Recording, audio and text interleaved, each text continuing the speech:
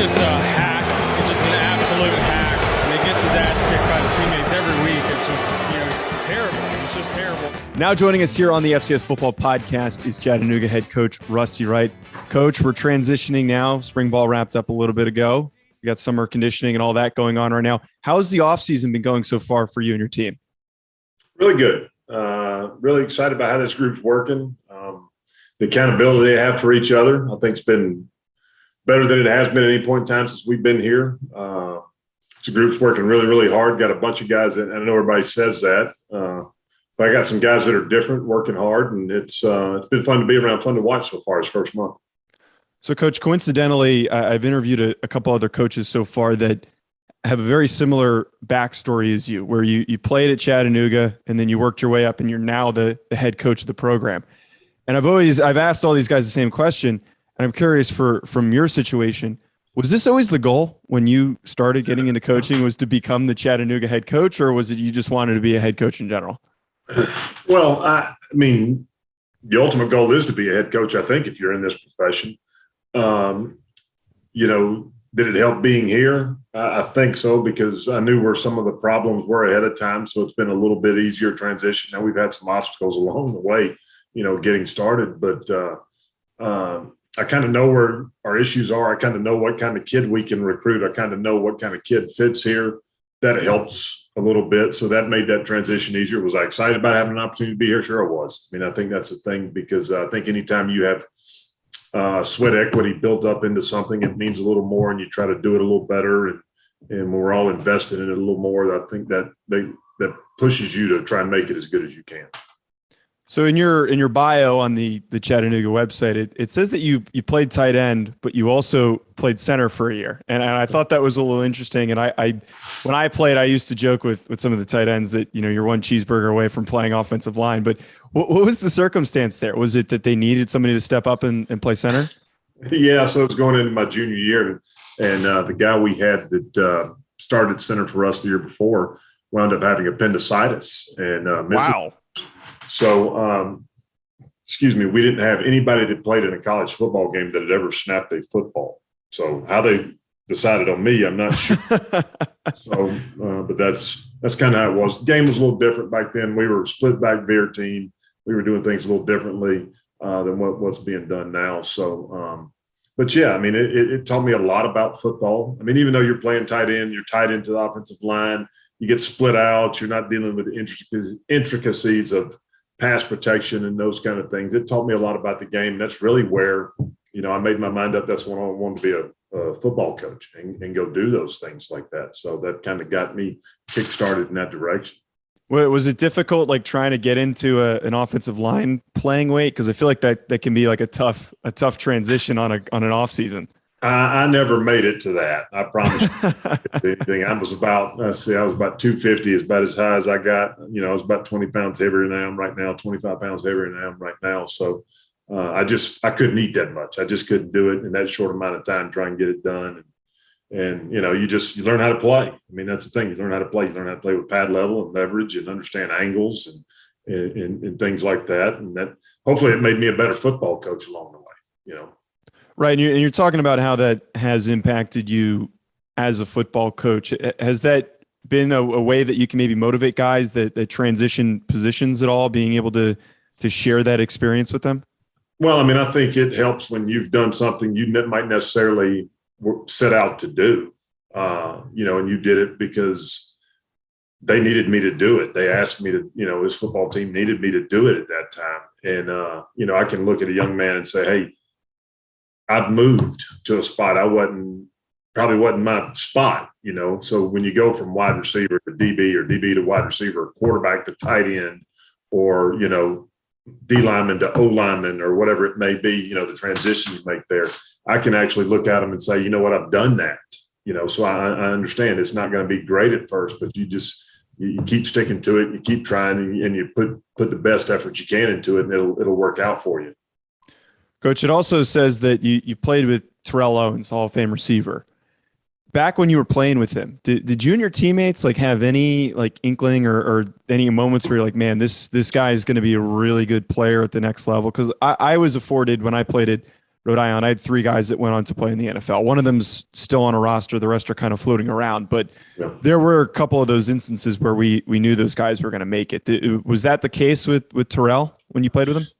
Early on, no. Then somewhere between the middle of his junior year to the beginning of his senior year, I mean, he completely changed his body, completely changed how he was working, doing those things. And, then going into that senior year, you're like, yeah, this guy's got a shot to go into the next level and doing that. He worked really hard. He wasn't a great pass catcher, had a hard time. He struggled early catching the football, honestly, when he was here. Worked really hard at catching the football that last year and a half and got a little better. And then I think the best thing happened to T.O. was he got drafted by the 49ers and he saw Jerry Rice and how a professional works and is and all those things. And I think if he goes anywhere else, he probably doesn't have the career he had, to start with. But I think Jerry taught him how to work and how to be a professional and how to prepare yourself and do those things. And and it took off and couldn't be happier for a guy. So having being around him, and then also you've coached some guys that have had the opportunity to play at the next level. What do you think separates FCS players that are good enough to make it to that next level? Because it's certainly not an easy transition jumping up from FCS to then going to the NFL. Football's football when it's all said and done. It doesn't matter what level you're doing it. I mean, they got guys that go from Division III to the NFL. It doesn't happen much, but it happens. I think the biggest thing is we tend to get guys that feel like they might have been overlooked and have a point to prove, and have a chip on their shoulder to go get to the next level and show that, all these people, Cole Strange is from Knoxville, Tennessee, and, he comes down here, starts for 4 years and plays a bunch of football and can play college football at any level. At any level can play college football, But I think that might have motivated him or some other guys, to prove people wrong for missing out on, and showing them what they missed out on. So, but at our level, I mean, we got it in every conference, everywhere across this country in FCS football, there's good players. Always has been, for a long time, they've always been good football players at our level. And, the majority of them, for whatever reason, people look at them as not being quite good enough to play and all that. That's not true. We got good football teams, good football players in this level, and they can go play with. We can go play with anybody on any Saturday. It's just a matter of those Saturdays hitting upright. Before we continue on with this discussion, folks, I do want to tell you about Bet Online, today's sponsors. Our partners at Bet Online continue to be the number one source for all of your betting needs and sports info. Find all of the latest sports developments, including updated odds on the NBA playoffs, fights, and even next season's futures. Don't forget that the MLB is back. Who are you picking to win the World Series? BetOnline is your continued source for all of your sports wagering needs, including live betting and your favorite Vegas casino and poker games. It's super easy to get started, so head to their website today or use your mobile device to join and use our promo code BELIEVE, that's BLEAV, to receive your 50% welcome bonus on your first deposit. BetOnline, where the game starts. You mentioned Cole, and I was a big advocate for him during the process, and I thought that he was super underrated and has that ability to not only play guard, but maybe play center based on what he did at the Senior Bowl. And I even got to talk to him a little bit. He mentioned how things just really started to pick up after what he did in that Kentucky game. Being around him like last season, like, was there any point where you really felt that first round was a possibility? Because admittedly, as much as I wanted him to go on day 2, I was pretty surprised that he ended up being a first round pick. I think when it happened for me, when we were down at the Senior Bowl and he was, they moved him into center and he went and did it. We were down there day 1, first day they were in pads and watching him go through all that stuff and go live against people snapping the football and doing that, which he'd done some of that for us, but not much. And he played tackle for us and mainly played, guard for us. But watching him go down there and do that, I'm like, this guy's value is going to rise, because if he can do this week, and play center, and he can play left guard, and he can play right guard. Well, that's 3 guys wrapped into one, and at that level, that's a premium. Just having the bodies being able to do that. So I didn't realize he'd go that high. He and I actually had dinner the Tuesday night before the draft, and I'm asking him, he's like, well, they're thinking sometime, in the second, maybe late in the second, maybe the third, and then all of a sudden, 2 nights later, there he goes getting his name called first round. And those folks know what they're doing. I mean, they're not going to take that time and investment, and not make sure they've got somebody they know they can count on for some time. And I think he ended up landing in a really perfect situation because the New England Patriots have always developed offensive linemen so well, especially guys that can do multiple things. Like, did you have any conversations with the Patriots leading up in the process, or was that just because I know they do their homework, they come reach out to the coaching staff? Yeah, I mean, scouts, training staff called a bunch the week before. Had a long conversation on Cole's pro day with their head scout. And they did, but I mean, who are we fooling now? Bill Belichick's done it for a long time, so he doesn't have an opinion when it comes to knowing if this guy can play at that level or not. He's lost more Super Bowls than I'll ever go to in my lifetime. So, that's the thing. So, but we had conversations with him, and they were around a bunch. We had a lot of people around, so he was thoroughly vetted and talked to things about. So, some of the guys I know called about him, and we had good conversations. But I never talked to Coach Belichick, so that's for sure. But I talked to a bunch of those other guys about him. So some FCS fans might not know this, or people that follow the NFL draft. You've got another guy in the wings that is equally as physically dominant, McClendon Curtis, who has started for a good amount of time now for your program. Having a guy like that returning as an experienced starter on your offensive line, what do you think that means for you coming into this next season? Well, it's stability. That's the biggest thing is it's a calming presence, a guy that knows what we want. We only got a couple of guys coming back that have started a lot of football for us. We got another one that's played some for us that's going to start. So, McClendon's got to kind of take the reins of that room and be really good with it and show him the work ethic, because he and Cole worked out together the last 2.5, 3 years, and he's got to bring those other guys along and show them that's how we go do those things, and that's how we do those things there. Good football player, great young man. That's the best part about it is, and that's what's been so cool to see what happened with Cole. And now hopefully, we got 2 or 3 guys that'll have an opportunity of getting drafted, I think, when it's all said and done. But, seeing a young man like McClendon put himself in a situation where he'll have an opportunity to go do that is pretty awesome. Chattanooga guy, too. He's a local product and just a phenomenal self-made young man. Yeah, no, obviously rooting for him, because that would be amazing to see back-to-back years getting Chattanooga offensive linemen drafted. And you mentioned some other guys that are capable of getting selected on the other side of the ball.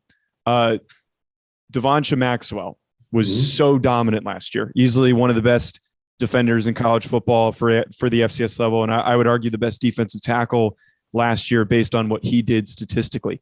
What does he do so well that makes him so good for your defense? He just mixes that combination of power and speed. He can play the run as well as he can rush the passer. He's got a knack.